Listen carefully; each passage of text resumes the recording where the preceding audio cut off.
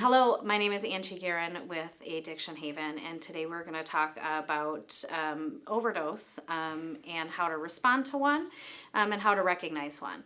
So a lot of common things when it comes to opioid overdose is wondering if they're either really high or if they are actually, in fact, suffering from an overdose. So the one things that you want to pay attention to is if their skin is clammy, if their face, their lips, their fingertips are starting to turn blue, you would suspect that they are maybe falling into an overdose. One thing that we don't recognize all the time, but is a big indicator of overdose, is if you have a friend who is sleeping and they are typically not a snorer, but yet they are snoring really loud and they don't have a cold, that is actually the beginning signs of an overdose. Some refer to it as the death rattle, but it is the body's way of searching for air and trying to bring it in. So if you have somebody who is snoring real heavily and that's out of character and they're not sick, you definitely want to go through the response steps. So say you come in and you suspect that your friend is suffering from an opioid overdose. The first thing you want to do is you want to shake them. And if you shake them and they don't come to, you want to take your fist like this, and using your knuckles, you want to rub on the breastbone right here really hard.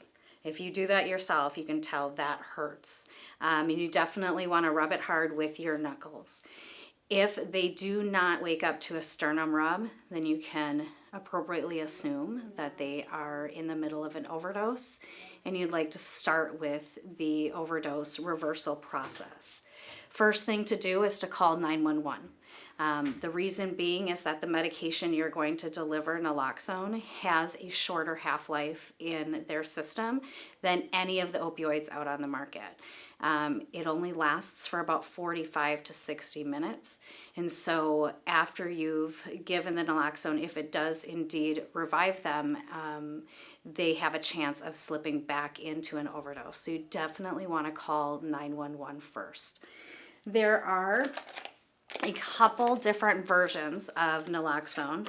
The first one you may know as Narcan. That's the brand name of the nasal distribution for naloxone. Okay, this one, when you use it, you would put it in their nostril and you would push up on the plunger. That will deliver a full entire dose of naloxone. The kits you'll be getting today are intramuscular, okay? And all of these kits are going to come with 2 syringes, and you're going to have 2 vials of naloxone. Now, these look like they're not full, but that's because they are an already measured dose of naloxone. So this is something we don't have to measure out. You just want to make sure to get the entire medication in the syringe. So steps, right? We recognize that we think they're having an overdose. We shake them, they don't wake up. We do the sternum rub and it doesn't bring them to. We want to call 911 and we want to prepare our naloxone, where we're going to remove the syringe. We're going to take off that safety cap.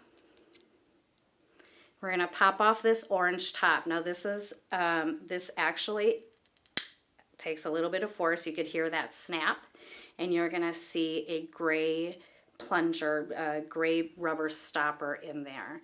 That is where you would place the needle, and then you'd get that needle in the fluid and you would just pull it up in the syringe. You don't have to worry about bubbles because you are not injecting this into a vein. Okay, you're going to place it into a fatty part of their body, whether it be their arm, their stomach, their thigh. If they are wearing jeans, you don't want to administer naloxone through the jeans. The needle is not super strong, and so putting it through jeans can sometimes bend it, and we don't want that to happen. So just look for a fatty part, their arm, their stomach, or their thigh, and just put the needle in, push the plunger down, and deliver that dose of naloxone. If they do not come to within 2 minutes, you want to administer the next dose of naloxone. In between that time, so you've called 911, you've administered the dose of naloxone, you want to do rescue breathing. And the reason you want to do rescue breathing is because opioids, what they do is they depress our system, and our hearts are usually still beating. However, our respiration is nil, right? And so we want to make sure that we're pushing oxygen into that system, so that way their brain isn't going without oxygen for too long. It only takes about 3 to 4 minutes without oxygen for your brain to start dying. And so we want to make sure that we are getting oxygen in their system. So in order to do rescue breathing, you want to tilt their heads back so it opens up that passageway. And you want to close their nose and put your mouth over their mouth and breathe 2 times into their lungs. Take a break and do that again. If after 2 minutes they haven't been revived, you can definitely use the next dose of naloxone. Depending on what kind of opioid they have used, it may take multiple doses of naloxone. That's why you want to make sure that 911 is on their way. If you only have 2 doses, which is in the kit, they may need 4, 5, 6, or 7. If they are getting fentanyl in their drug supply, and that is what is causing that overdose, we need to respond quickly to the overdose, and it takes a little bit more naloxone in order to reverse that overdose. So that's why it's super important for you to call 911 and stay with them. Even if they do come to within those 2 minutes and 911 is en route, or they say that they don't want 911 to come, it is really important that they're checked out by a medical professional, because they are at a severe risk for re-overdose.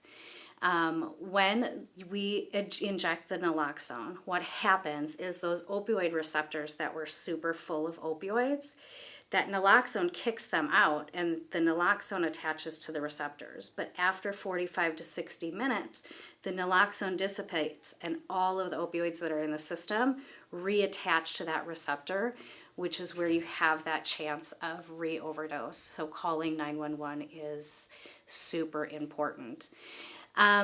If you are out of naloxone, know that you can get naloxone over the counter using your insurance card.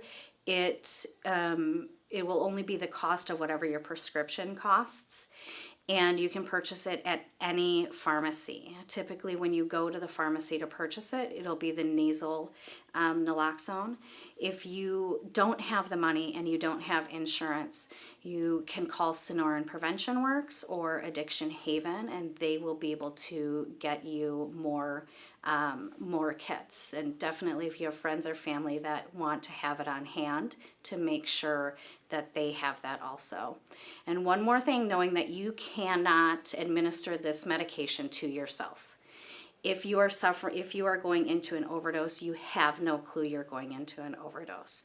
The only way that you would be able to be revived is if somebody else around you knew that the naloxone was there, which is why it's always important to make sure the naloxone is in a place where everybody has access to it, and we have honesty in the activities that we are doing.